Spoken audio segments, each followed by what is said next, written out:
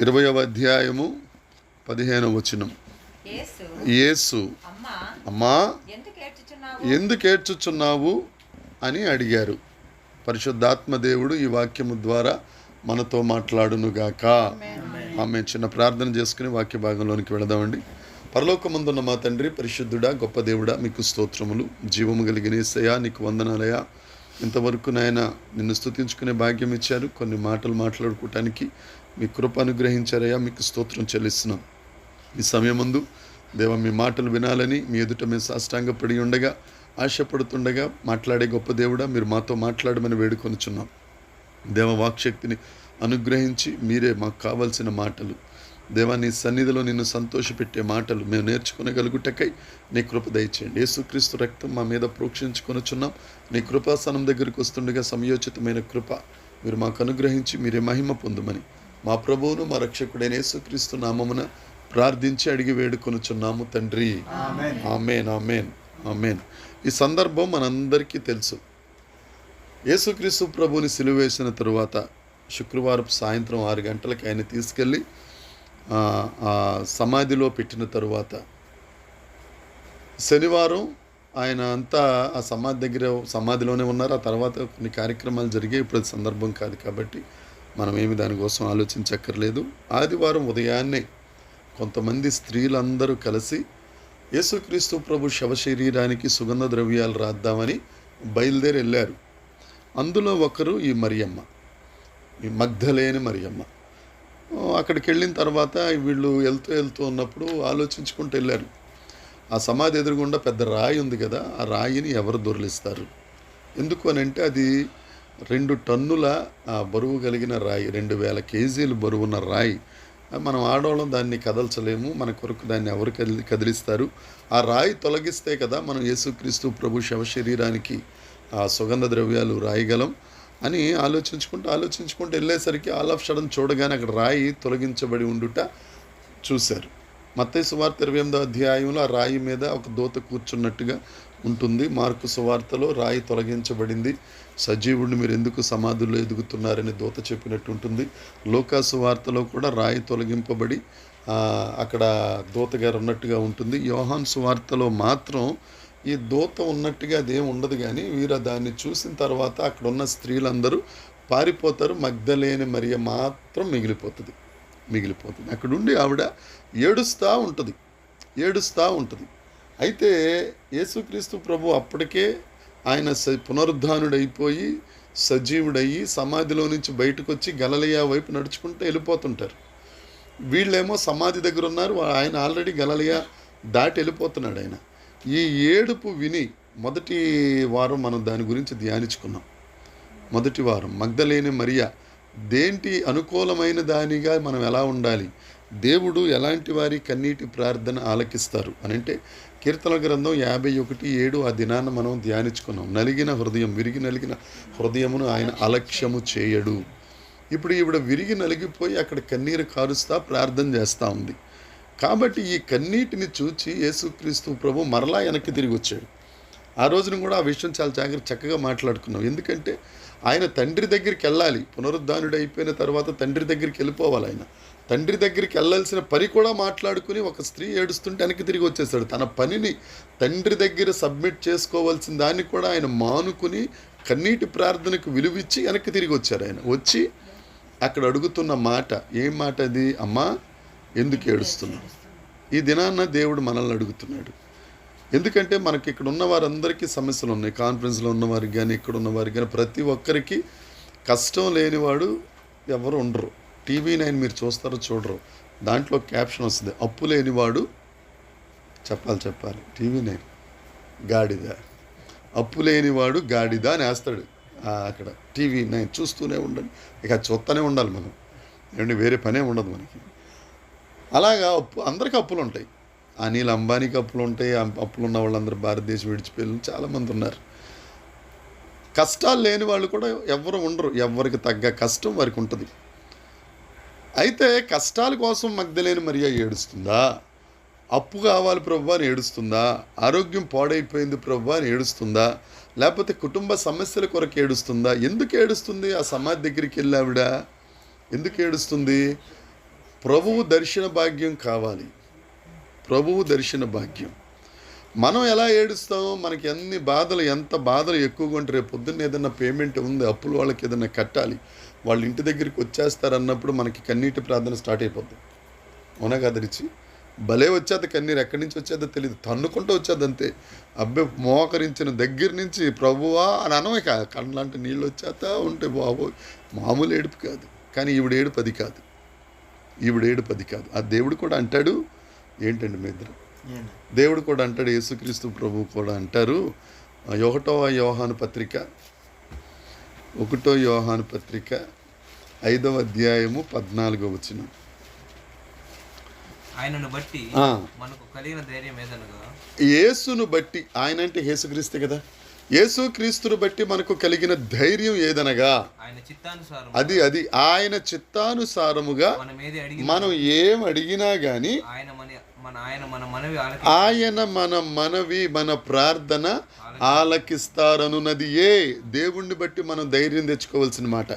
ఆయన చిత్త ప్రకారం మనం ప్రార్థన చేస్తే, ఆయన చిత్త ప్రకారం మనం ఆయనను అడిగితే ఆయన మనకు ఏదైనా ఇస్తారు. ఆ మొదటి మాట తీసేస్తారు. ఆయన వలన మనకు కలిగిన ధైర్యం ఏమనగా, మనం కొత్తగా రాసుకున్న బైబిల్లో మాటలు, ఆయన వలన మనకు కలిగిన ధైర్యం ఏమనగా, మనము ఏది అడిగినా కానీ ఆయన ఇస్తారు. ఈ చిత్తమన్న తీసేస్తాం. మనం తీసేసి బాబు బెంజ్ కారు కావాలి, లేకపోతే 2 అంతస్తుల బిల్డింగ్ కావాలి, లేకపోతే కుక్కలు కావాలి, మొక్కలు కావాలి, ఐశ్వర్యరాయ్ లాంటి భార్య కావాలి, ఆ తర్వాత భజన ఎలా ఉంటుంది అనేది అర్థం చేసుకోం. ముందు మాత్రం కోరేసుకుంటాం అంతే. ఏంటంటే దేవుడు ఇచ్చేస్తానడు కదా, ఇస్తావా ఇవ్వ ప్రభా అని. కానీ అది తప్పది. ఈ మగ్దలేని మరియ గారు అక్కడికి వెళ్ళి ఏడుస్తున్నది వీటి దేని కోసం కాదు. ఆవిడ ఏడుపు ఏంటంటే, యేసుక్రీస్తు ప్రభుతో సహవాసం చేసి 3వ రోజు అయిపోయింది. యేసు ప్రభు మాటలు విని 3 రోజులు అయిపోయినాయి.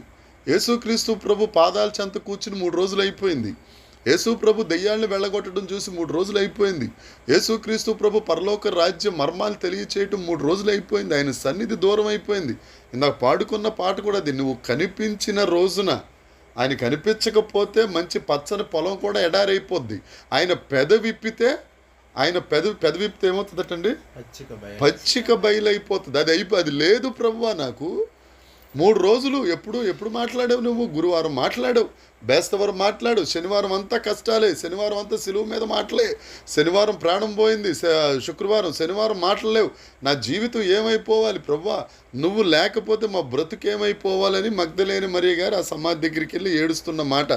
ఏమని ఏడుస్తుంది ఆవిడ? ఏమని ఏడుస్తుంది? నా ప్రియుడు ఎక్కడికి వెళ్ళిపోయాడు? కిందకి వెళ్తే ఉంటుంది చూడండి, 15 వచ్చిన ఒకసారి చదవడు మళ్ళీ. అమ్మా ఎందుకు ఏడ్చుచున్నావు అనగా, ఎవరిని ఎదుగుచున్నావు అనగా, ఆమె ఆయన తోటమాలి అనుకుని, నువ్వు ఆయన్ని మోసుకెళ్ళిపోతే తోటమాలి గారు ఎక్కడ ఉంచావో నాకు చెప్పు, ఎత్తుకెళ్ళిపోతానంటుంది. చూడండి ఎంత డిజైర్, ఎంత ఆశ, ఎంత కోరికో. ఏమంటుంది? ఆయన మాటలు లేకపోయినా, ఆయన శవ శరీరం ఉన్నా కానీ నేను ఎత్తుకుని వెళ్ళిపోతాను. అంత ఆజానుబాహుణ్ణి, అంత అందగాడిని ఒక స్త్రీ ఎత్తుకెళ్ళిపోవడం అనేది జరిగే మాట. అందులో మామూలుగా మనం బ్రతికున్న మనిషి, నేను 90 కేజీలు ఉన్నాను అనుకునేదే 90. ఒకవేళ నా ప్రాణం పోయిన తర్వాత ఎంతకు వచ్చేస్తాను? ఇంచుమించు ఒక 30 కేజీలు పెరుగుతాను. నేను 30 కేజీలు వెయిట్ పెరుగుతుంది, 25 కేజీలన్నా పెరుగుతాను. అంటే ఇప్పుడు ఎంత అయిపోయింది? 90 + 25 115. ఆడవాడు ఎత్తగలదా? 25 కేజీలు బియ్యం మూట ఎత్తమంటేనే ఈయన ఎక్కడున్నాడు, మీ డాడీ ఎక్కడున్నాడు పిల్లరా అని అంటది ఈవిడ. అవునా కదండి? ఎలా ఎత్తుకెళ్ళిపోతుంది అంటే, ఎత్తుకెళ్ళగలనా లేదా, నా బలం సరిపోద్దా లేదా తర్వాత సంగతి. నేను మాత్రం నా ప్రియుణ్ణి, నా దేవుణ్ణి, నా యేసయ్యను నా దగ్గరికి నేను తీసుకెళ్ళిపోవాలి, అంతే ఆవిడ కోరిక. మనం చేసే కన్నీటి ప్రార్థన ఆయన వాక్కు కోసం చెయ్యాలి, ఆయన సన్నిధి కోసం చెయ్యాలి, ఆయన చిత్తం కోసం చెయ్యాలి. యోహాను చెప్పినట్టు ఆయన చిత్త ప్రకారం మనం ప్రార్థన చేస్తే, మనం ఏది అడిగినా అడగకపోయినా దేవుడు కావాల్సింది ఇస్తాడు. యోబు గారు 42వ అధ్యాయం 10వ వచనంలో ఆయన కోసం ప్రార్థన చేసుకున్నాడా? చూడండి యోబు 42:10. యోబు గ్రంథం 42వ అధ్యాయం చూడండి ఒకసారి. యోబు 42వ అధ్యాయం 10వ వచనం. మరియు యోబు మరియు యోబు తన స్నేహితుల నిమిత్తము తన స్నేహితుల నిమిత్తం ప్రార్థన చేసినప్పుడు యెహోవా అతని క్షేమస్థితిని మరలా అతనికి దయచేసి అండర్లైన్ చేసుకున్నాము. ఎవరి కోసం? ఆయన కోసం ఆయన చేసుకున్నప్పుడు కాదు, స్నేహితుల కోసం ప్రార్థన చేసినప్పుడు ఆయన క్షేమస్థితి. ఎలాంటప్పుడు చేశాడు ప్రార్థన? కనీసం శరీరాన్ని ఒకవేళ ఎక్కడన్నా ఇబ్బంది అయితే దాన్ని గోక్కోవడానికి కూడా గోళ్ళు లేకుండా నడి రోడ్డు మీద కూర్చుని బూడిదలో కూర్చుని గోనిపట్టా కట్టుకుని భార్య అక్కడ నిలబడి రకరకాల బాధలు పడతా ఉంటే అలాంటి స్థితిలో దేవుడు కనపడి, యోబు ఆ స్నేహితుల కోసం ప్రార్థన చేయంటే ఏమని? అసలు మనమైతే ఏమంటాం? నేనైతే ఏమంటాం? మీరు అందరూ మంచోళ్ళు. నేనైతే ఏమంటాం? ఏం చేస్తాం ప్రభు, నా పరిస్థితి బాగాలేదు. 1వ అధ్యాయం నుంచి 41వ అధ్యాయం వరకు ఇంచుమించు 40 అధ్యాయాలు ఈ ఫ్రెండ్స్ అందరూ కలిసి ఆయన రకరకాలుగా మాట్లాడుతున్నారు యోబుని. ఆ రకరకాలుగా మాట్లాడాలి ఉద్దేశం ఏంటి? యోబు ఎక్కడో తప్పు చేశాడు, అందుకే దేవుడు ఇతన్ని బాధ పెట్టాడు, పిల్లల్ని తీసేసుకున్నాడు, ఆస్తిని తీసేసుకున్నాడు, అంత రాజగృహంలోంచి తీసుకొచ్చి రోడ్డు మీద పడేశాడు, ఇతని దగ్గర ఏదో తప్పు ఉందనుకుని వాళ్ళు మాట్లాడుతున్నారు. దేవుడు ఏం చెప్తున్నాడు? వాళ్ళ కోసం ప్రార్థన చేయండి. ఈయన ప్రార్థన చేస్తే వాళ్ళు వింటారా? మినిమం అది ఏమండి. కానీ యోబు ఏమని అన్నాడా? ఎందుకు ప్రభా నా మాట వినరు, నా ప్రార్థన వాళ్ళకి లెక్కలేదు ప్రభా అని అన్నాడు? ఏమన్నా, జాగ్రత్త కళ్ళు మూసుకుని దేవుడు చెప్పాడు కాబట్టి ముగ్గురి కొరకు ప్రార్థించగా ఏమైపోయిందట? యోబు క్షేమస్థితి. వాళ్ళ ముగ్గురు సంగతి తర్వాత యోబు దీవించబడ్డాడు. అది దేవుని చిత్తం. మనం కూడా ఏం చెయ్యాలి అని అంటే దేవుని దగ్గర ఇతరుల కొరకు ప్రార్థన చేయాలి. నాకు ఆర్థిక ఇబ్బందులు ఉన్నాయండి, ఈయనకి ఆర్థిక ఇబ్బందులు ఉన్నాయండి, నా ఆర్థిక ఇబ్బందులు పక్కన పెట్టి ఈయన కోసం నా జ్యేష్ఠ కుమారుడు చచ్చిపోతే నేను ఎంతగా ఏడుస్తానో అంతగా ఈయన కొరకు నేను ప్రార్థన చేయాలి. అప్పుడు దేవుని కృపకున్న లక్షణం ఏంటి అని అంటే, నా ప్రార్థన ఆలకించిన దేవుడు ఎవరి వైపు చూస్తాడు? ప్రార్థన చేతన వైపు చూస్తాడా, చేయని వైపు చూస్తాడా? ఇప్పుడు నేను ప్రార్థన చేస్తున్నాను, ఎవరి కోసం చేస్తున్నాను? ఇమ్మానుయేలు గారి కోసం చేస్తున్నాను. ఇప్పుడు దేవుడు నన్ను చూస్తాడు అంటే కృప ఎవరి మీద పడింది? మొదట నా మీద పడింది. నా మీద పడి నేను ప్రార్థన చేస్తున్న ఇమ్మానుయేలు గారి మీదకి అది పాస్ ఆన్ అవుతుంది. అంటే దేవుని క్షేమస్థితి నాకు వచ్చిన తరువాత తప్పగా నా ప్రార్థన ఆలకించిన దేవుడు ఈయనకు క్షేమస్థితిని అనుగ్రహిస్తాడు. ఇప్పుడు నేను దీవించబడాలి అని అంటే బైబుల్ సూత్రం ప్రకారం పర్లేదు, ఏమి ఇబ్బంది లేదు, కుట్టేసినా పర్లేదు, దద్దుర్లు వచ్చేసినా పర్లేదు. క్షేమస్థితి మనకు రావాలి అని అంటే మనం చేయాల్సిన పని ఏంటంటే ఇతరుల కొరకు మనం ప్రార్థన చేయాలి. ఆ కోరిక కలిగి ఉండాలి. ఆ కోరిక అనేది మనకు ఉండాలి. ఉన్నప్పుడు దేవుడు తప్పకుండా మన ప్రార్థన ఆలకిస్తాడు. ఇప్పుడు ఎలా ఏడుస్తుందంటే ఈ మగ్దలేని మరియ దేనికోసం ఏడుస్తుంది? నువ్వు కావాలి యేసు ప్రభువుని. అదే మనమైతే ఏం అంటాం? వెళ్ళిపోయేటప్పుడు నాకు పలానా ఆశీర్వాదం ఇచ్చి వెళ్ళిపోయినా బాగుండు, లేకపోతే పలానా ఇల్లు ఇచ్చి వెళ్ళిపోయాడు అలాగే వెళ్ళిపోతున్నాడు కదా, వెళ్ళిపోయే దారిలో మనకి ఏదో ఇచ్చేసి వెళ్ళిపోవచ్చు కదా అన్నట్టు మనకు ఉంటుంది. కానీ మగ్దలేని మరి అలా అనలేదు. ఆవిడ ఎలాంటిది? పాపాత్మురాలు, 7 దెయ్యాలు పట్టిన ఆవిడ, అపవిత్రురాలు, అసలు దేవుని పేరెత్తడానికి యోగ్యత లేని ఆ స్త్రీని దేవుడు స్వస్థపరిచి 7 దెయ్యాలు వెళ్ళగొట్టి తన అపవిత్రత తీసివేసి నశించిపోతున్న ఆవిడికి జీవం ఇచ్చి తన సైన్యంలో చేర్చుకున్నాడు. అందును బట్టి ప్రభువా నిన్ను చూడాలని ఆశ నాయన. నాకు ఓ పాట ఉంటుంది, ఆశయ చిన్ని. ఏంటి ఆ చిన్న ఆశ? నిన్ను చూడాలని, ఆయన చూడాలని హృదయపూర్వకంగా ఆ కోరుకున్నప్పుడు దేవుడు తప్పకుండా అదే ఇందాక అది రిలేటెడ్గానే మీరు అడిగారు, ఇందాకే అనుకున్నాను నేను. పరిశుద్ధాత్మ అభిషేకం పొందుకోవాలని ఆశ మనల్ని మండించాలి, కాల్చేయాలి, దహించేయాలి. అప్పుడు తప్పకుండా పరిశుద్ధాత్మ దేవుడు వస్తాడు. వీళ్ళు మేడగదిలోనికి వెళ్ళి దేవుణ్ణి స్తుతిస్తున్నప్పుడు వాళ్ళ పరిస్థితి వేరు. పరిశుద్ధాత్మ వారి మీదకి రానప్పుడు వారి పరిస్థితి వేరు. వాళ్ళందరూ భయపడి మేడగదిలో దాక్కున్నారు వెళ్ళి. ఎందుకంటే యేసుక్రీస్తు ప్రభుని చంపేశారు, వీళ్ళని కూడా చంపేస్తారని ప్రాణభయం వీళ్ళకి. ఆ భయంలో దేవుణ్ణి స్తుతిస్తూ ఉంటే ఆ గొప్ప ఆదరణకర్త అయిన దేవుడు, ఆ వాగ్దానం చేసిన పరిశుద్ధాత్మ దేవుడు, సర్వసత్యంలోనికి నడిపించే దేవుడు, వారి స్థుతుల మీద ఆసీనుడైన వారు వారిలోనికి దిగొచ్చి అగ్ని నాలుకలతో ఎలా వచ్చాడండి ఆయన? చూడండి, అపోస్తల కార్యాలు 2వ అధ్యాయం 1వ వచనం. అపోస్తల కార్యములు వచ్చినప్పుడు కూడి ఉండి ఆకాశము నుండి అకస్మాత్తుగా నిండెను అగ్ని జ్వాలలు. ఎందుకు అగ్ని జ్వాలలు? ఎందుకు? ఇందాక అక్క పాడింది కదా, రిచి అక్క, ఆ అభిషేకం మనలో ఉన్న పచ్చి ఏమైనా ఉంటే దాన్ని దహించేస్తుంది, చెడు ఏమైనా ఉంటే తీసేస్తుంది, మస్ట్ ఏమైనా ఉంటే తీసేస్తుంది, వ్యతిరేకత ఏమైనా ఉంటే తీసేస్తుంది. ఆయన చిత్తానికి వ్యతిరేకంగా ఉంటాయి కొన్ని కోరికలు ఉంటాయి. ఆ కోరికలన్నింటినీ తీసేసి ఆయన పోలికలోనికి రావడానికి మనకు కావలసిన అర్హతనిస్తుంది పరిశుద్ధాత్మ దేవుడు. అందుకే అంటాడు యోహాను సువార్త 14వ అధ్యాయంలో, సత్యము నుండి సర్వసత్యములోనికి నడిపిస్తాను. సత్యం ఏంటి, సర్వసత్యం ఏంటి? దేవుడు చెప్పింది ఏంటి? 14:6లో 14:3 యేసు చెప్పాను నేనే మార్గము సత్యం. మరి సర్వసత్యం ఏంటి? సర్వసత్యం ఏంటి? ఇంకా లోతుకి ఫస్ట్ కిండర్ గార్డెన్లోకి వెళ్ళినప్పుడు ఏం నేర్పిస్తారు? నర్సరీలోకి వెళ్ళినప్పుడు ఏబిసిడీలు. 10వ తరగతిలో కూడా ఏబిసిడీలు నేర్పిస్తానంటే వీడికి మైండ్ ఇంకా పెరగలేదు అబ్బాయి అని అవసరం. ఇప్పుడు రావడమే సంఘానికి వచ్చిన వారందరికీ ప్రకటన గ్రంథం చెప్పామనుకోండి, వాళ్ళకేం అర్థం అవ్వదు. ఇదే పాత సినిమాలో అదేదో విఠలాచార్య సినిమా బాగుందరో దీనికంటే నడిపోతారు. వాళ్ళకేం చెప్పాలి అని అంటే పాలతో కూడిన ఆహారం పెట్టాలి, అది సత్యం. సర్వసత్యం ఏంటి అని అంటే ప్రకటన గ్రంథం. నీ రాజు ఇలాంటి వాడు, నీ దేవుడు ఇలాంటి వాడు, ఇలా ఉండాలి, నువ్వు ఇలా ఉంటే నీకు ఇలా జరుగుతుంది, కష్టాలు వస్తాయి, శ్రమలు వస్తాయి. వచ్చిన మొదటి రోజునే నీకు కష్టాలు వస్తాయి, నీకు శ్రమలు వస్తాయి అనుకో, మళ్ళీ వస్తాడా? ఏమని చెప్పాలా? నీకు విరోధముగా రూపించబడిన 5 వర్ధలదు, యెహోవా నా కాపరి, నీకు లేమి కలగదు, ఇలాంటివి అని చెప్పేది. అబ్బలాగా అయిపోతున్నాడు ఆయన. యేసు రక్తం చేయం అప్పుడు స్థిరపడిన తరువాత అప్పుడు చెప్పాలా, శ్రమ పొందుట నాకు ముందే చెప్పామనుకో, ఇంటర్వల్ ఇది ఫస్ట్ చెప్పామనుకో ఏమండి అంటారు. దేవునికి స్తోత్రం. అది సర్వసత్యం. పరిశుద్ధాత్మ దేవుడు దేంట్లోకి తీసుకొస్తాడు? సత్యంలోకి వచ్చాం, పరిశుద్ధాత్మలోకి వచ్చాం, సర్వసత్యం అనగా అభిషేకంలోనికి దేవుడు మనలను నడిపిస్తాడు. ఆ ఆలోచన వచ్చింది అని అంటే మీరు ఇంక డోర్ దగ్గర ఉన్నారు. ఇక దేవుడు లోపలికి తీసుకెళ్లేవాడు ఆయనే. ఎహెజ్కేలు గ్రంథంలో ఉంటుంది.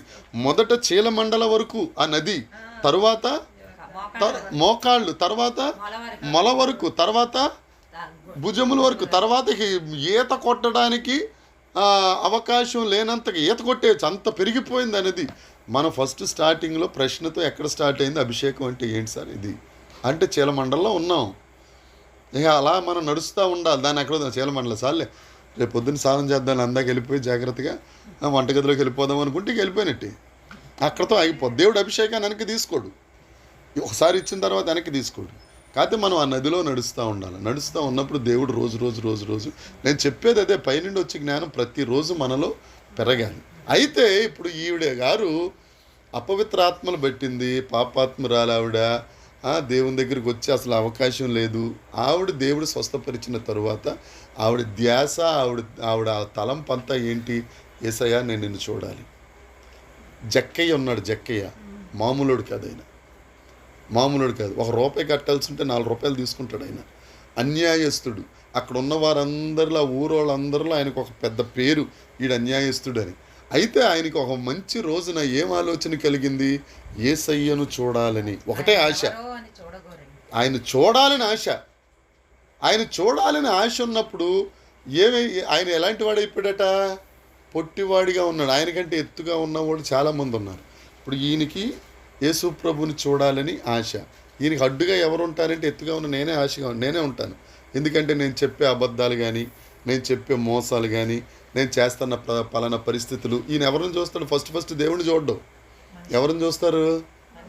మనిషి మనల్ని చూస్తారు. మనల్ని చూసిన తర్వాత వీళ్ళు యేసు ప్రభుని నమ్ముకున్నారా, దేవుడిని నమ్ముకున్నారు, వీళ్ళే అబద్ధాలు ఆడేస్తున్నారు, వీళ్ళే సీరియల్ చూసేస్తున్నారు, వీళ్ళే సినిమాలు చూసేస్తున్నారు, వీళ్ళే రకరకాలు చేసేస్తున్నారు, మనం కూడా చేసేస్తాను అనుకుంటాడు. అవునా కదా? ఇప్పుడు జక్కయ్యకి అడ్డేంటి అని అంటే అక్కడ ఉన్న పెద్దలే వాళ్ళని అధిగమించి చెట్టెక్కాడు. దేనికోసమని? యేసుక్రీస్తు ప్రభువుని చూడాలని. ఈ దినాన్ని కూడా మనం ప్రార్థన గురించి ధ్యానిస్తున్నాం. మొదటి 2 వారాల్లో దేవుడు యథార్థంగా సత్యాన్ని అనుసరించి ఆయనకు అనుకూలంగా నడవాలని నేర్పించారు. రెండవది, ఆయనకు ప్రార్థనలో కావలసిన సుగంధ ద్రవ్యములు, జటామాంసి, గంధపు చెక్క, గోపీచందనం, గంధపు చెక్క, సాంబ్రాణి, ఈ 4 ఉండాలి. ఇవి ప్రార్థనలో ఉండాలి.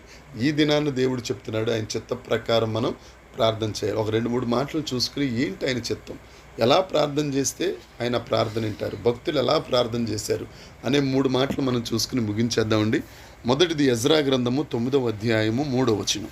దేనికోసం ప్రార్థన చేయాలి? ఆయన చిత్తం అంటే ఏంటి? దేనికోసం ప్రార్థన చేయాలి? మగ్దలేనే మరియా దేనికోసం? ఎజ్రా గ్రంథం 9వ అధ్యాయం 3వ వచనం. నేను ఈ సంగతి విని, జాగ్రత్తగా వినండమ్మా, నేను ఈ సంగతి విని నా వస్త్రమును పై దుప్పటిని చింపుకొని, వస్త్రాలు చింపేసుకున్నాడు, పై దుప్పటి చింపేసుకున్నారు. నా తల వెంట్రుకలను నా తల వెంట్రుకలను గడ్డాన్ని షేవ్ చేయించుకోలేదు, పెరికేసుకున్నాడు. విభ్రాంతి పడిపోయి కూర్చుని పెడట. దేనికని? ఆ 3వ వచనం మొదట్లో ఉంటుంది. ఈ సంగతి విని. బట్టలు చింపేసుకోవడం, దుప్పటి చింపేసుకోవడం పెద్ద పని కాదు. చింపేస్తాం, ఇలా పెట్టెలు లాగితే మొత్తం బటన్స్ అన్నీ తెగిపోతాయి. అది కాదు. తర్వాత ఉన్న మాట, తల పెరికేసుకున్నాడు, గడ్డం పీకేసుకున్నాడు. మాటలా ఏమండి? ఆ షేవ్ చేసే కూడా మిషన్, దాన్ని ఏమంటారు నాన్న? రేజరేనా? ట్రిమ్మర్. ఆ ట్రిమ్మర్ ఏమాత్రం చిన్నది, ఇక్కడ ఏమైనా చిన్నది ఏమైనా అంటాం వెంటనే. క్రైస్తవులు పాస్టర్ని ఇవన్నీ పనికిరావు అక్కడ. నేను పాస్టర్ని కదా, కొంచెం ఆలోచించాలేమో, లోపల ఇంకో చూడనేస్తాడు వెంటనే అంటాం మనం. ఇప్పుడు ఆయన ఏం చేసుకుంటున్నాడట? ఎజ్రా పెరికేసుకుంటున్నాడట, జుట్టు పీకేసుకుంటున్నాడు.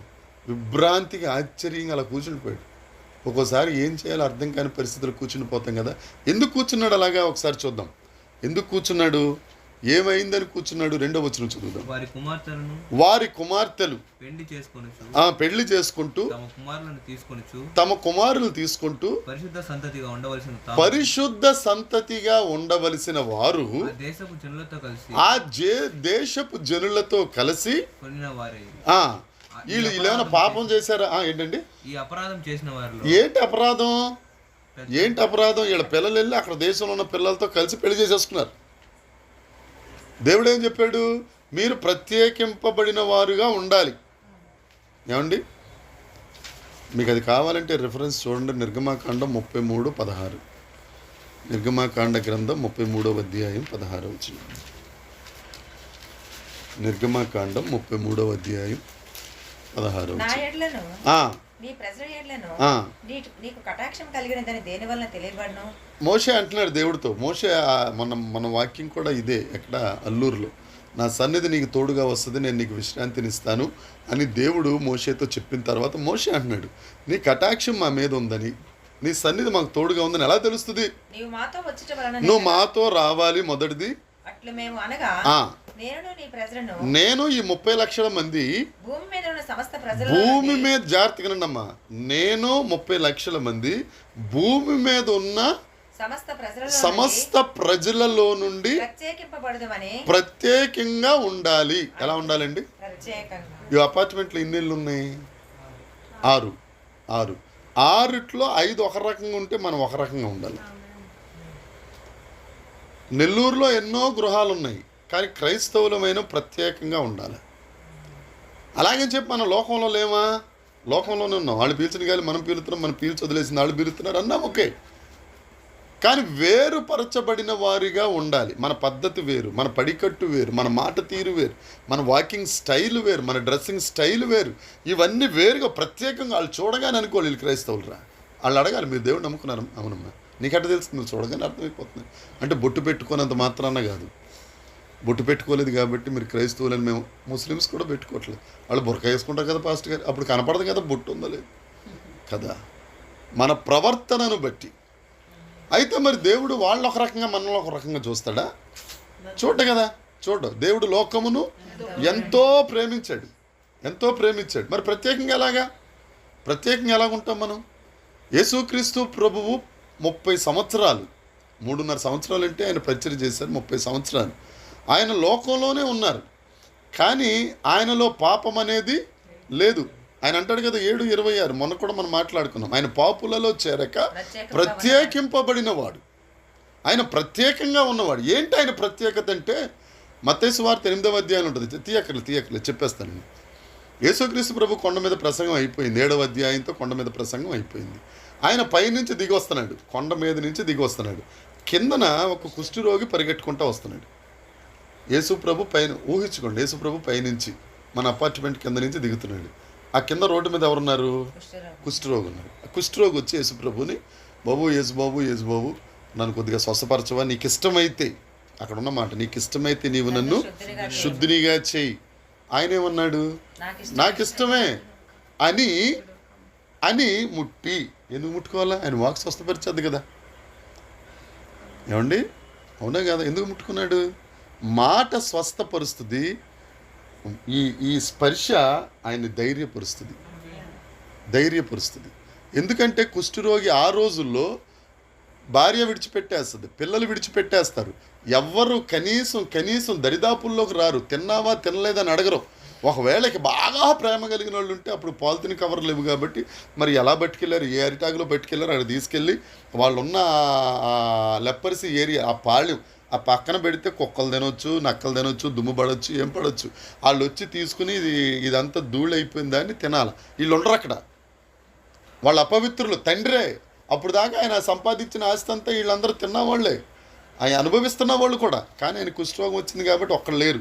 ఆ లేరు అన్నది ఈయనకు వచ్చిన రోగం కంటే భయంకరమైన బాధ. ఈయన వచ్చి అడిగింది ఏంటంటే నన్ను స్వస్థపరచు అన్నాడు, కానీ నన్ను ధైర్యపరచు అని అనలేదు. యేసుక్రీస్తు ప్రభు ప్రత్యేకంగా ఎలాగున్నాడు? సరే నాకు ఇష్టమే అని ముట్టగానే నువ్వు స్వస్థపడు అని అనలేదు. ఇంకా ముట్టగానే ఆయనకు మొత్తం గుండె స్వస్థపరచబడిపోయింది. దేవునికి స్తోత్రం. హృదయం స్వస్థపరచబడిపోయింది. అప్పుడు ముట్టగానే నాకు ఇష్టమే నువ్వు స్వస్థపడనగానే మొత్తం పసివాడి దేహంలాగా అయిపోయింది. మనం కూడా ఎలా ఉండాలి అని అంటే ఇతరుల కొరకు ప్రార్థన చేసేవారిగా. ఇప్పుడు ఎజ్రా ప్రార్థన చేస్తున్నాడు, ఆయన కోసం చేసుకుంటున్నాడా? ఆ కిందకు వచ్చేస్తే 9వ అధ్యాయం 6-7 వచనాలకు వస్తే వాళ్ళు చేసిన పాపం ఈయన చేసిన పాపంలాగా ఒప్పుకుంటాడు ఆయన. ప్రభువా మా వల్ల తప్పు అయిపోయింది, పాపం అయిపోయింది, మమ్మల్ని క్షమించు, మమ్మల్ని ఇబ్బంది పెట్టొద్దు అని వాళ్ళ పాపంలాగా మన పాపం ఒప్పుకోవాలి దేవుడి దగ్గర. ఆయన చిత్త ప్రకారం మనం ప్రార్థన చేయాలి. అర్థమవుతుందండి? ఇబ్బందిగా ఉందా? మనం ఆశీర్వదించబడాలి అని అంటే మనం చేయాల్సింది ఏంటి అని అంటే ఇతరుల కొరకు ప్రార్థన చేయి.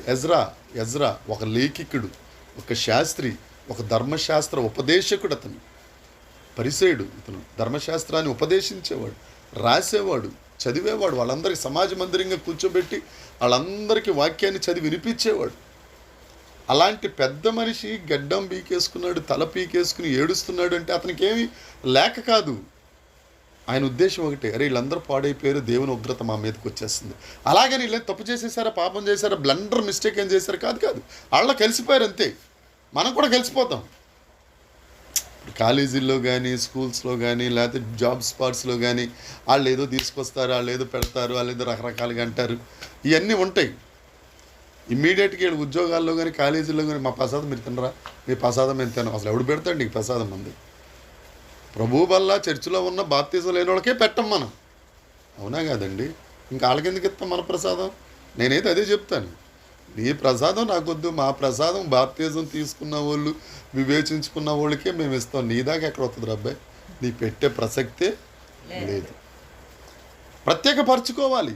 ఎక్కడన్నా అవకాశం వచ్చిందనుకో, యేసుక్రీస్తు ప్రభువుని నమ్ముకోమ్మా అని చెప్పాలి. అంతే ఒక మాట. ఓ విత్తనం వేసేయాలి, తర్వాత ఫలింపజేసేది దేవుడు చూసుకుంటాడు. మనం ఇక్కడ ఈ గదిలో ఉండి తలుపేసుకుని ప్రార్థన చేయాలండి. తండ్రి సహాయం చేయి, తండ్రి ఈ అపార్ట్మెంట్లో సహాయం చేయి. నీకు కొంతమంది ప్రేయర్ మన కళ్ళ ముందు ఉంటారు, చాలామంది మన స్నేహితులు. వాళ్ళ కోసం ప్రార్థన చేయండి. దేవుడు మొదట ఎవరిని ఆశీర్వదిస్తాడు? ఆమేన్. కొడదాం చప్పట్లు ఒకసారి. ఈ చప్పట్లే మరి నాకు అలాగే ఇష్టం ఉండదు. అదేదో క్రికెట్ అవుతూ ఉంటుంది, స్టేడియంలోకి 3,000 4,000 టికెట్ పట్టుకుని వెళ్ళిపోతాం. ఏమండి అంటే మీరు వెళ్ళారు లేదో నాకు తెలియదు, కానీ ఒకవేళ వెళ్ళిన తర్వాత ఆడెవడో కొడతాడు, 6 బ్యాట్ పెట్టి గట్టి కొడతాడు. కొట్టిన తర్వాత చప్పట్లు కొట్టేది ఎవరు? మనం. అదే ఆడియన్స్ అంటే మనమే. చెత్తకు కూడా ఉండవు ఆఖరికి. ఈయన కానీ కొట్టపోతే ఈయన మీద కొట్టరా అని ఆడు 6 కొట్టినందుకు మనకేమన్నా పైసా అవుతుందా? ఆయనకు వస్తుంది. అవునా కదా? ఆడు కోట్లు సంపాదించుకుంటాడు. మనకేంటి? మన టికెట్ డబ్బులు దండగా, మన మొత్తం ఇంట్లో ఉన్న నీరంతా బయటకు వచ్చేది, టిఫిన్ దండగా వేస్ట్. నేను అలాగని చెప్పి నా ధ్యాన సమయాన్ని మానుకుని నువ్వు పక్కలో బళ్ళాలి మీరు మాకు ఇది తెలీదు. ఓకే అలా అప్పుడు ఇది నువ్వు ఇక్కడ దేవుని సన్నిధిలో చప్పట్లు కొట్టావనుకో, దానివల్ల 6 కొడితే మనకేమి రాదు, కానీ యేసు రక్తం వల్ల మనకు బోల్డ్ వచ్చేస్తుంది. 47వ కీర్తనలో ఏముంది? సర్వజనులారా, తర్వాత అది రాదు తీయండి. అది తెలియదు నాకు. సర్వజనులారా చప్పట్లు కొట్టుడి జయధ్వనులతో దేవుని అంటే దేవుడిని స్తుతిస్తే చప్పట్లు కొట్టాలి. కొట్టండి హల్లెలూయా చెప్తే చప్పట్లు కొట్టాలి. హల్లెలూయా స్తోత్రం. అది వెరీ గుడ్. రెండవది మొదట ఎవరు ప్రార్థన చేశారు? ఎజ్రా ప్రార్థన చేశాడు. ఎవరి కోసం ప్రార్థన చేశాడు? ప్రజల కొరకు. మనం కూడా ఎవరి కొరకు చేయాలి? ఎదుటి వారి కొరకు చేయాలి. రెండవ ప్రార్థన నెహెమ్యా గ్రంథం 1వ అధ్యాయం 4వ వచనం. నెహెమ్యా 1:4. ఈ మాటలు వినినప్పుడు ఏ మాటలు? నేను కూర్చుని ఏ మాటలండి? పైన చదవండి. పైన చదవండి. వారు చెరపట్టబడిన వారిలో రెండవ వచనం దేని నా చదవండి. సహోదరులలో హనానీ అని ఒకడును ఆ, యూదులలో కొందరును వచ్చారు. చెరపట్టబడిన శేషములో తప్పించుకున్న యూదులను గూర్చియు ఆ, యెరూషలేము గూర్చియు ఉమ్, నేను వారిని అడగగా ఆ, వారు ఆ, చెరపట్టబడిన వారిలో శేషించిన వారు ఆ, ఆ దేశంలో బహుగా శ్రమను నిందను పొందుచున్నారు. ఆ. మరియు యెరూషలేము యొక్క ప్రాకారములు యెరూషలేము యొక్క ప్రాకారములు పడద్రోయబడినవి, పడద్రోయబడ్డాయి, దాని గుమ్మములను అగ్ని చేత కాల్చబడినవని నాతో చెప్పిరి. కాల్చబడ్డాయి. దేవాలయం పాడైపోయిందని చెప్పారు ఆయన దగ్గరికి వచ్చి. చెప్పిన తర్వాత ఈయన ఏం చేస్తున్నాడట? ఆ మాట విని ఏం చేస్తున్నాడు? నేను కూర్చుండి ఏడ్చి కొన్ని దినములు దుఃఖంతో ఉపవాసం కొన్ని రోజులు దుఃఖంతో ఉపవాసం చేసేస్తాడట నెహెమ్యా. ఈయనకి ఏమన్నా యెరూషలేము దగ్గర ఉన్నాడు? ఈయన లేడు, రాజుగారి దగ్గర ఉన్నాడు. ఏదో చిన్న పెద్ద ఉద్యోగం రాజుగారి దగ్గర చేస్తున్నాడు. తిండికి కానీ తాగడానికి కానీ గృహం కానీ ఏం కరువు లేదు. ఏమండి, రాజు దగ్గరికి వెళ్ళినప్పుడు కూడా ఉపవాసంతో వెళ్ళకూడదు. నీరసం మొహం పెట్టుకుని వెళ్ళకూడదు రాజు దగ్గరికి. ఈయన కప్పు అందించాలి అక్కడికి వెళ్ళి. అలాంటోడు కొన్ని దినాలు ఉపవాసం ఉండి ఏడుస్తున్నాడట. దేని కొరకు? దేవాలయం పాడైపోయిందని. ఆయన చిత్తం కొరకు మనం ప్రార్థన చేయాలి. మగ్దలేని మరియ అక్కడ ఉంటే యేసు ప్రభు వచ్చి అడిగాడు, ఏమని? అమ్మా ఎందుకు ఏడుస్తున్నావు? ఇప్పుడు వచ్చి మనల్ని అడిగాడానికి ఎందుకు ఏడుతున్నావు అంటే, రితీష్కి బాగాలేదు సార్, గడ్డాలు పెంచుకుని కళ్ళు ఇలా వచ్చాడు. అదిగో మీరు ఎన్నిసార్లు చెప్పారు, నేను ఎన్నిసార్లు ఫోన్ చేశాను మీకు. బాగున్నాడమ్మా, ఎలా ఉన్నాడమ్మా, ప్రార్థన చేయటం ఎలా ఉన్నాడు, ఏమై గారు చేశాను లేదు. మన ప్రార్థనలు ఎలా ఉంటాయి? చింతల్ని ఫిజియోథెరపీకి తీసుకెళ్ళాలి. కానీ ఈయనకి దేవాలయం పాడైపోయిందనేసరికి ఉపవాసం ఉండి ఏడుస్తా కూర్చున్నాడు ఈయన.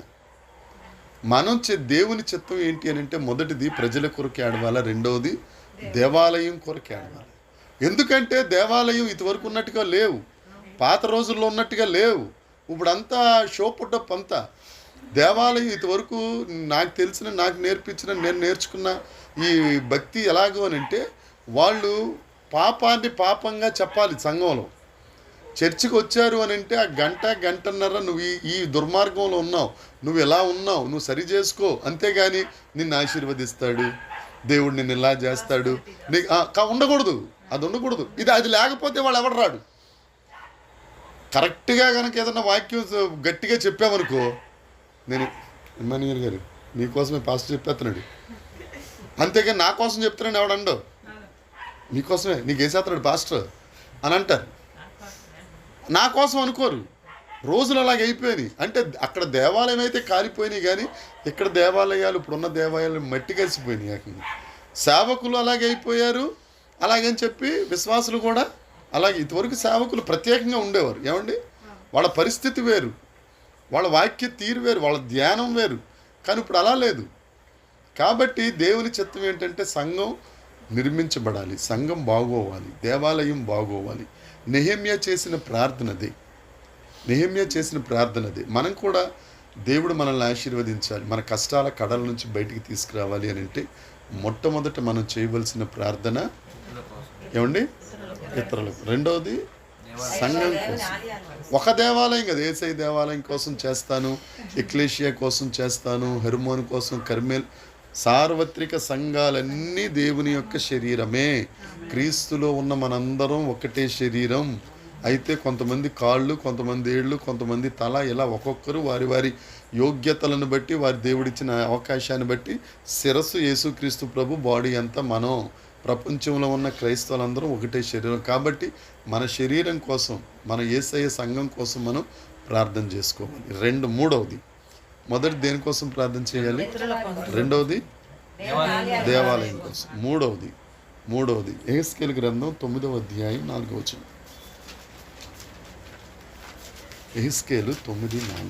యెహోవా యెహోవా యెరూషలేమును ఆ, ఆ పట్టణంలో ప్రవేశించి ఆ, చుట్టూ తిరిగి తిరిగి దానిలో జరిగిన ఆ, హే కృత్యములను ఎక్కడికి వెళ్ళమన్నాడండి? అక్కడ పైనుంచి చదువుకుంటూ వస్తే దూతలు నారబట్టలు కలిగిన ఆయన ఇవన్నీ ఉంటాయి. నారబట్టలు కలిగిన ఆయన యేసుక్రీస్తు ప్రభు. కిందకు వచ్చిన తర్వాత 4వ వచనం మనకి ముఖ్యం. ఎక్కడికి వెళ్ళమన్నాడు? పట్టణంలో యెరూషలేము పట్టణము. యెరూషలేము పట్టణం అనగా దేవాలయము, అంతే కదా, సియోను దేవాలయము. ఆ దేవాలయం ఉన్న పట్టణంలోనికి వెళ్ళి, అంటే ఇల్లంతా యేసు ప్రభు నమ్ముకున్నదే, కానీ ఇంట్లో ఏం జరుగుతుందట? హేయ కార్యములు, హేయ కృత్యాలు, హేయ కార్యాలు. హేయ కార్యములు అని అంటే దేవునికి అసహ్యమైనవి. అసహ్యం కంటే పెద్దది కొన్ని ఉంటాయి. అది లోకాచారాలను బట్టి వచ్చేస్తుంది మనకి. మన పితరులు అవ్వచ్చు, లేకపోతే పడికట్టు అవ్వచ్చు, భారతదేశ లేకపోతే సాంప్రదాయాలు అవ్వచ్చు. అందుకే కదా రోమపత్రిక 12:1 అంటాడు, లోక మర్యాదలను అనుసరింపక. లోక మర్యాద అనేది ఒకటి ఉంటుంది, దాంట్లో నుంచి మనం బయటికి రావాలి. ఇప్పుడు సింపుల్గా మీరు కార్ డ్రైవ్ చేస్తారా? కార్ డ్రైవ్ చేసినప్పుడు మనకున్న ఇక్కడ ఒక సెంటిమెంట్ ఏంటంటే, ఫస్ట్ గేర్ వేసి ముందుకెళ్ళాలి, అలాగెళ్ళి అప్పుడే బ్యాక్ చేసుకోవాలి. గోడ గుద్దేస్తున్నా కానీ ముందే అలాగ వెళ్ళాలి, అవునా కదా? వెళ్ళాల్సిన అవసరం లేదు. అది లోక మర్యాద. నేనైతే ఈ స్టార్ట్ చేయడం వలసి రివర్స్ గేర్ వేస్తాను కావాలని. మరి వస్తుంది బాగానే, దేవుని స్తోత్రం, ఏముండదు. ముందుకేసేవాడికి యాక్సిడెంట్లు అయిపోతుంది, మనకేం ఉండదు. ఎందుకంటే యేసు రక్తం కదా, కల్వరి సిలువలో మొత్తం దేవుడు ఏం చేశాడు ఏమండి? అబ్బాయి ఉంటుంది. అబ్బాయి వాళ్ళందరూ అదే చేస్తారు. ఇప్పుడు అదేనమ్మా లోక మర్యాద. అమ్మా లోక మర్యాద ఏంటంటే, మీరు కావాలంటే చూడండి, ఆటో వాడు కూడా ముందు లోపలికి ముందు, ఆఖరికి ఈవెన్ సైకిల్ కూడా ముందు ఇలా చేసి అప్పుడు ఇలాగ తిప్పుతారు. ముందుకెళ్తే జయం వచ్చేద్ది, మనకు ఏం ఉండవు. అది లోక మర్యాద. ఇలాంటివి చెప్పుకుంటూ వెళ్ళిపోతే తర్వాత చిన్న పిల్లలు పుట్టారనుకో, పుట్టిన వెంటనే ఏం పెడతారు? కాటుకు కొనుక్కొచ్చేస్తారు. కొనుక్కొచ్చి ఏం చేసేస్తారు? పెట్టేస్తారంతే. ఎక్కడ పడితే అక్కడ, ఎలా పడితే అలా దిష్టి. ఆ ట్విన్ని ఉందా? ఇప్పుడు వచ్చి ఒక బొట్టు అనేది యేసు రక్తం చేయం, దేవునికి స్తోత్రం. ఎంతమంది చెప్పారో, ఆఖరికి పద్మమ్మ రోజు చెప్తుంది మాకు, కాలు కిందన్నా ఒకటి పెట్టండి అమ్మ. అబ్బా చెవి వెనకాల లేదు, కాలు కింద లేదు, ఎక్కడ అస్సలు పెట్టే ప్రసక్తే లేదు. తర్వాత ఏదేదో అక్కర్లేదు, లోక మర్యాద. తర్వాత ఎవరు డెలివరీ అయిన తర్వాత పాపకి కొన్ని చేయాలన్నారు. ఏదేదో అలా చేస్తే బాగుంటుంది, ఇలా చేస్తే బాగుంటుంది, ఏది చేయటం లేవు. దేవుని స్తోత్రం. ఏసు రక్తం చేయం, దేవునికి స్తోత్రం. చిన్నవి చెప్పాను. ఇంకెంతకంటే భయంకరమైన హేయ కృత్యాలు మన గృహాలలో జరిగిపోతూ ఉంటాయి. ఎందుకంటే లోకంలో ఉన్నాం కదండి పాస్టర్ గారు. కొన్ని తప్పించుకునేవాడు క్రైస్తవుడు. అప్పుడు నువ్వు ప్రార్థన చేస్తే దేవుడు తప్పకుండా ప్రార్థన ఆలకిస్తాడు. అంటే దేవాలయం కోసం ప్రార్థన చేయాలి. రెండవది, క్రైస్తవ కుటుంబాలలో జరుగుతున్న హేయ కృత్యాలు, దేవునికి అసహ్యమైన కృత్యాలు. క్రైస్తవుడు అనగా ఎవరు? క్రీస్తును కలిగిన వాడు. క్రైస్తవులు అందరూ అలాగే ఉన్నారా? ఇంటి ముందు బోర్డు పెడతాం, కుక్క ఉన్నది ఇంట్లో కుక్క ఉండదు. క్రైస్తవుడు క్రీస్తు ఉండడు. మనం చేయాల్సిన ప్రార్థన ఏంటంటే, క్రైస్తవుల్లాగా ఉండాలి ప్రభు. దేవాలయం కట్టబడాలి ప్రభు. నశించిపోతున్న ఆత్మలు రక్షించబడాలి ప్రభు. అందుకోసమే కదా యేసు ప్రభు వచ్చాడు. ఆయన వచ్చింది దేనికి? నశించిపోతున్న దానిని వెతికి రక్షించడానికి. అంటే పాపులకు యేసుక్రీస్తు ప్రభు ఈ లోకమునకు వచ్చాడు. అది ఆయన ఆశ. ఆ ఆశ మనం తీరిస్తే మన ఆశ ఆయన తీరుస్తాడు. ఆయన తీర్చకుండా ఆయనకేం అన్నం పెట్టం.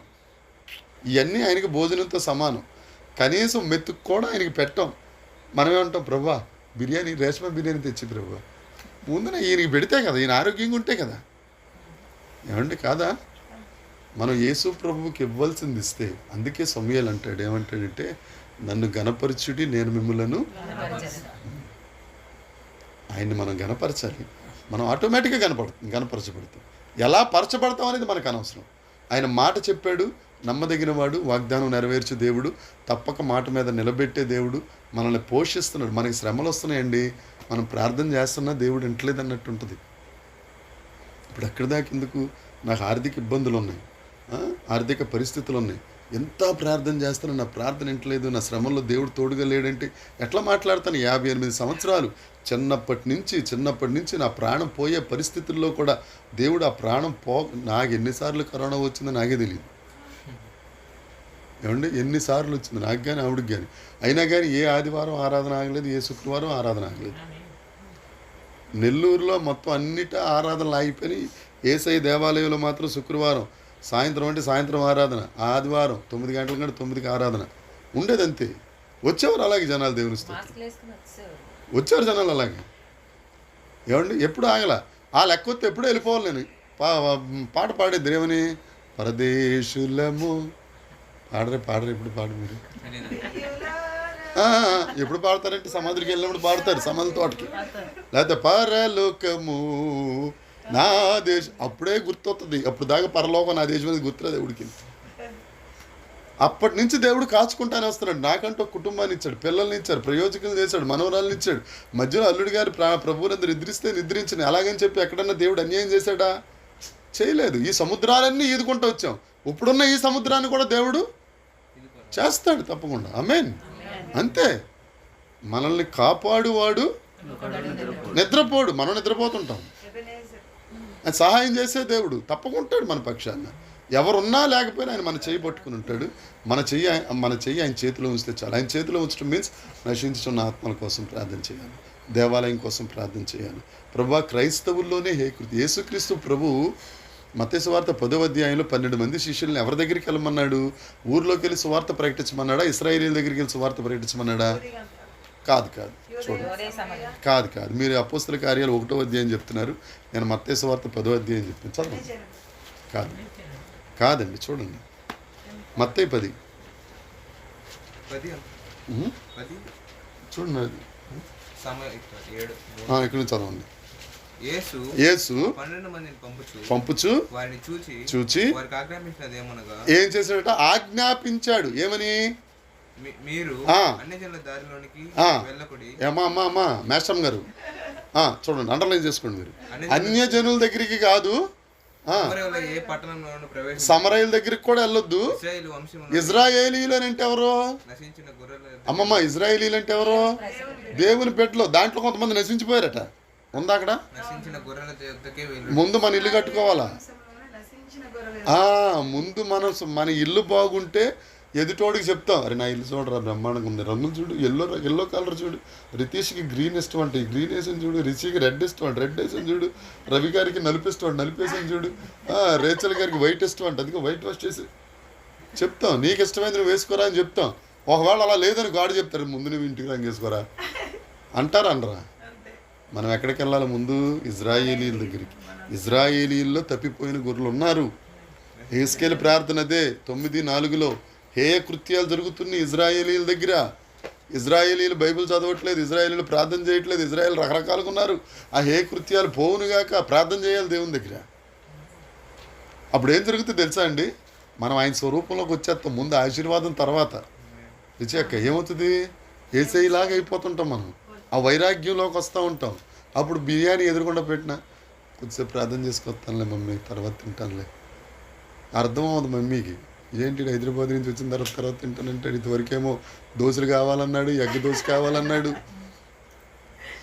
అన్నాడా? ఎలా తెలిసిపోయింది అనుకుంటాం? అంతే, అలా తెలుస్తుంది. దేవునికి స్తోత్రం కలుగును.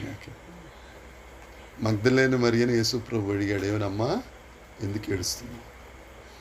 మనం ఇప్పటివరకు ఎందుకు ఏడ్చాం? ఇప్పటి నుంచి మన ఏడుపు ఏంటి? మగ్దలేని మరి ఎవరి కోసం ఏడ్చింది? నీ సన్నిధి కావాలయ్యా, నీ మాటలు 3 రోజుల నుంచి నేను వినట్లేదు ప్రభా, నీ ముఖ దర్శనం 3 రోజుల నుంచి లేదు ప్రభా, నీ అద్భుతాలు 3 రోజులు చూడలేదు ప్రభా, చచ్చిపోతున్నాను ప్రభా, ఎక్కడున్నా చెప్పండి, ఎత్తుకెళ్ళిపోతాను, ఆయన తీసుకెళ్ళిపోయి. ఎక్కడ ఎత్తుకెళ్ళిపోద్ది ఆయన్ని? మన ఆశ చచ్చిపోయాడు కదా, అది వెళ్ళిపోయి దినం పెట్టేద్దాం. దినమా ఏమంటారు ఇక్కడ? కరమంత్రం పెట్టేద్దాం పదండి అంటాం. మగ్దలేని మరి అలాగ అనలేదు.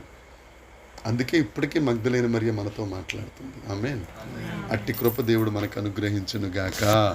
దేవునికి స్తోత్రం కలుగును గాక. హల్లెలూయా, హల్లెలూయా, హల్లెలూయా. ఆమేన్, ఆమేన్, ఆమేన్.